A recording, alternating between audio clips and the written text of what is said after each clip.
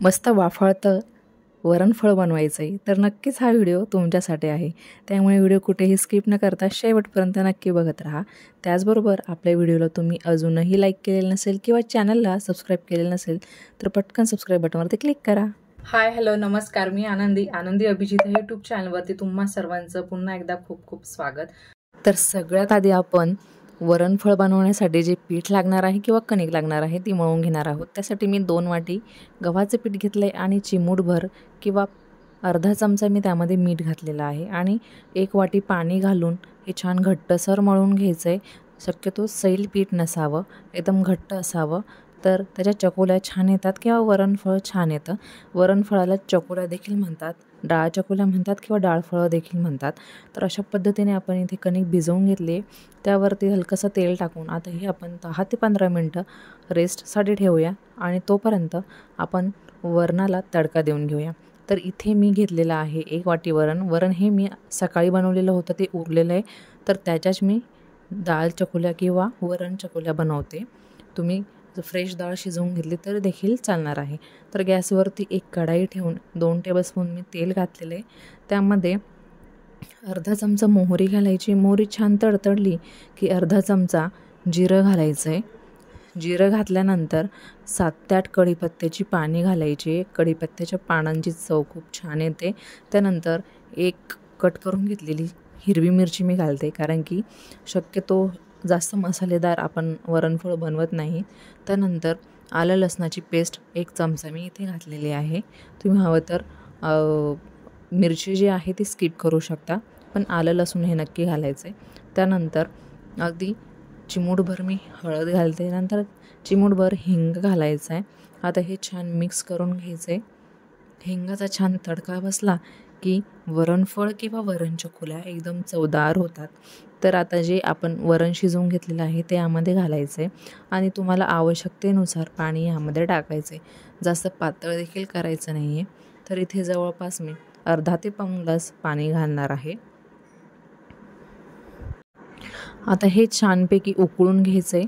उकळल्यानंतर देखील तुम्ही यामध्ये पाणी टाकू शकता. मी शक्यतो उकळल्यानंतरच अर्धा ते पाऊण ग्लास तेव्हा पाणी टाकणार आहे. त्यानंतर इथे मी किसलेलं जे बारीक खोबरं आहे ते घालणार आहे. जवळपास 2 टेबलस्पून मी इथे खोबरं घातलेलं आहे. तुम्ही हे तेलामध्ये परतवलं तर उत्तमच राहील. त्यानंतर चवीपुरतं मीठ घालायचं आहे आणि आता छान याला उकळी देऊन घ्यायची, जेणेकरून आपलं वरणफळ आहे किंवा वरण चकोल्या आहेत तर मस्त दाटसर बनतील आणि चविष्ट देखील बनतील. तर पाणी इथे मी घातलेलं आहे. तर आता याला छान उकळी देऊन घेऊया. ही संपूर्ण प्रोसेस करता करता आपलं कणिक देखील छान हवं तितकं छान मळलेलं आहे किंवा मुरलेलं देखील आहे. तर आता आपण याची पोळी लाटून घ्यायची आहे. तर तुम्हाला हवी तितकी जाड, म्हणजे जाड तर जास्त बनवायची नाही, अगदी पोळी लाटतो त्या प्रमाणात आपल्याला बनवायची, कारण की शिजून देखील ती पोळी जी आहे किंवा वरण चकोल्या ज्या आहेत त्या शिजल्यानंतर देखील दाट होतात किंवा जाड त्याचं टेक्स्चर होतं. तर अशा पद्धतीने मी पोळी लाटून घेते. तुम्ही कुठल्याही प्रकारच्या शेपमध्ये लाटून घेऊ शकता.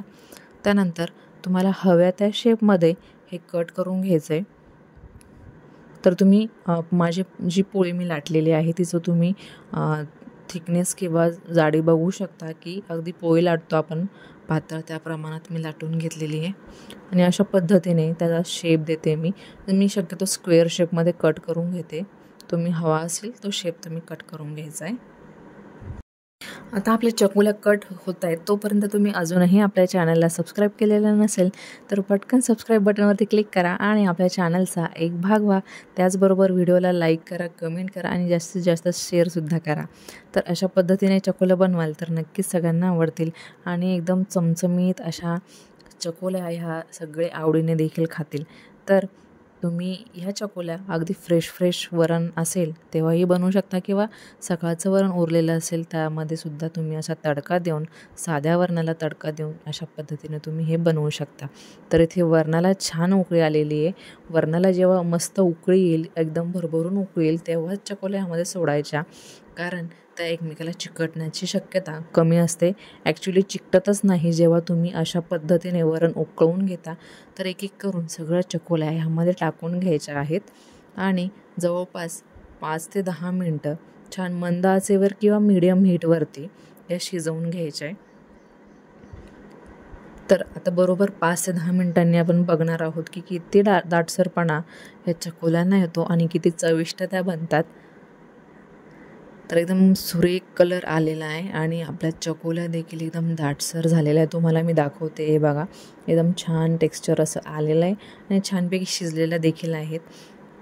तर व्हिडिओ कसा वाटला ते कमेंट करून नक्की सांगायचं आहे आणि त्याचबरोबर आपल्या चॅनलला सबस्क्राईब देखील करायचं आहे.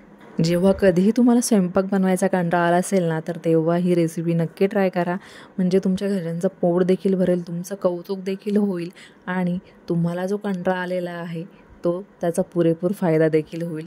जेव्हा तुम्ही ही रेसिपी बनवाल तेव्हा अगदी झटपट ही रेसिपी बनते. 15 मिनिटात देखील एकदम चविष्ट अशी जेवणाची पोटभरीची ही रेसिपी आहे. आणि सर्व करताना मस्त तुपाची धार त्यावरती सोडायची आणि आपल्या वरण चकोल्या म्हणा किंवा वरणफळ म्हणा किंवा वरण ढोकळी म्हणा, अगदी मस्त परफेक्टली रेडी आहे. कलर सुरेख आलेला आहे आणि तुम्ही बघू शकता तडका देखील एकदम मस्त बसलेला आहे.